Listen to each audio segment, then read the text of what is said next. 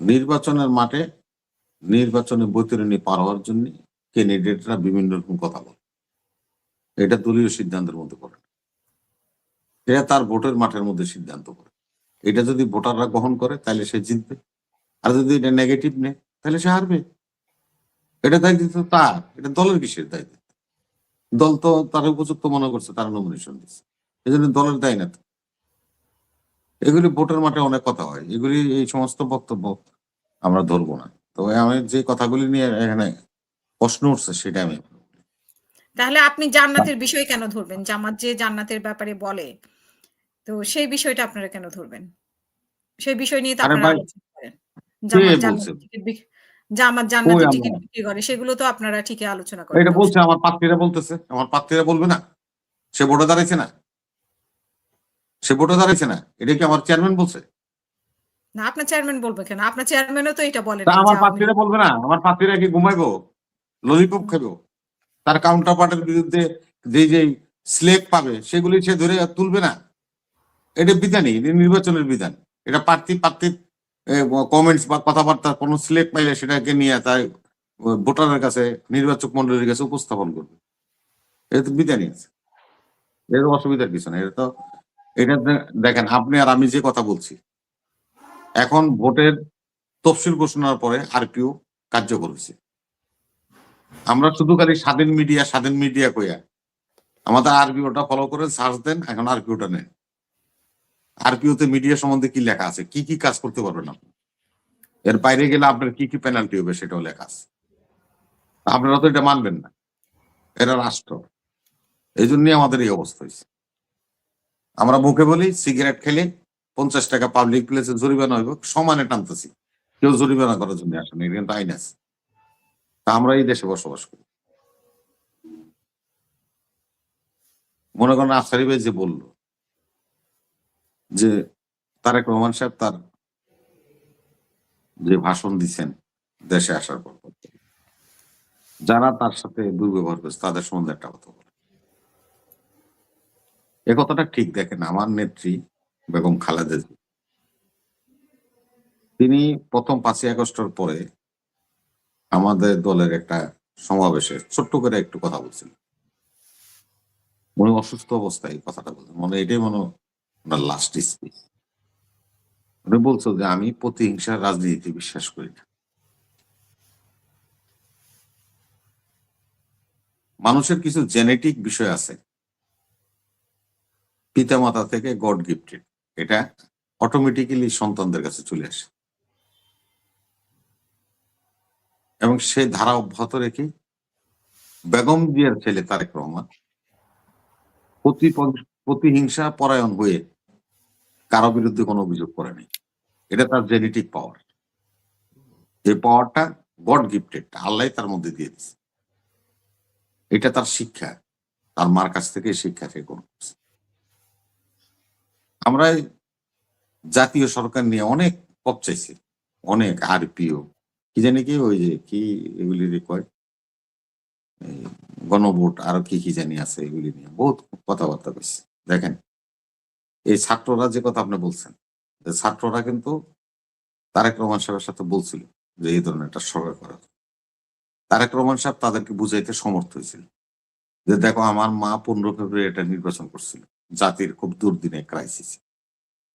এখনো আমাদেরকে এই অপবাদটা মাথায় নিয়ে চলতে হয়,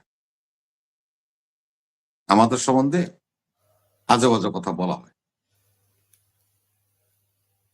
আমরা যদি একটা অনির্বাচিত সরকারের কাউকে হটাই দিয়ে আমরা যদি অনির্বাচিত অবস্থায় একটা সরকার গঠন করি গণতান্ত্রিক ভাবে, এবং সারা বিশ্ব করব যে বিএনপি হাসিনারে হটাই দিয়ে মুভ করে ইত্যাদি করে তারা ক্ষমতা এনজয় করতেছে। উনি বলছেন যে না, আমরা নির্বাচন করব সবাই মিলে, যেহেতু হাসিনা নাই, আমি নির্বাচন পরবর্তীতে ওয়াদা করলাম আমি একটা জাতীয় সরকার করব। সেটাই হবে জাতীয় সরকার, নির্বাচিতদেরকে নিয়ে একটা জাতীয় সরকার।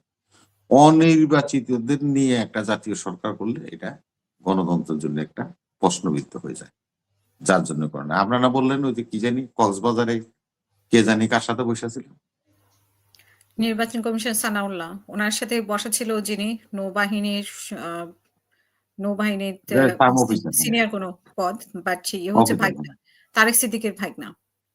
আর যাই হোক, হ্যাঁ, তা কি হয়েছে, বসেছিল। না, উনি সেখানে বলেছিলেন নির্বাচন কমিশনের কর্নেল সানাউল্লাহ মেবি। তো উনি বলছিলেন যে আইন শৃঙ্খলা বাহিনীর ব্যাপারে যৌথ অভিযান শুরু হবে, আইন শৃঙ্খলা স্বাভাবিক করার ব্যাপারে ৩টা এজেন্ডা দিয়েছিলেন। তো পাশেই বসেছিল আর কি উনি। তো এই ছবিটাই আমরা দেখছি যে গণমাধ্যমে খুব ভাইরাল হচ্ছে আর কি। হ্যাঁ, এটা খুব হাইলাইট করছে, খুব ভালো। রবি ভাই আপনার কাছ থেকে 5 সেকেন্ড মার্জনা করে চেয়ে নিচ্ছি। হাসিনা 5 মিনিট না 5 সেকেন্ড, আমাদের কিছু অ্যাপ্রোচও কিন্তু বদলাতে হবে।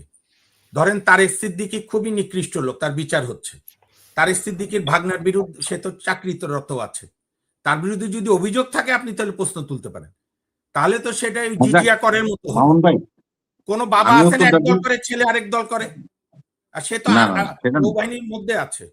আমি না, কথা না, আমি কিন্তু রবি ভাই, আমি ওই লোককে চিনিই না, আমি এমনি না, ধারণা থেকে মামুন ভাই, আপনি যেভাবে বলছেন সেটা তো ইন জেনারেল বলেন, আমি তথ্যভিত্তিক বলছি। জি বলেন। শুনেন,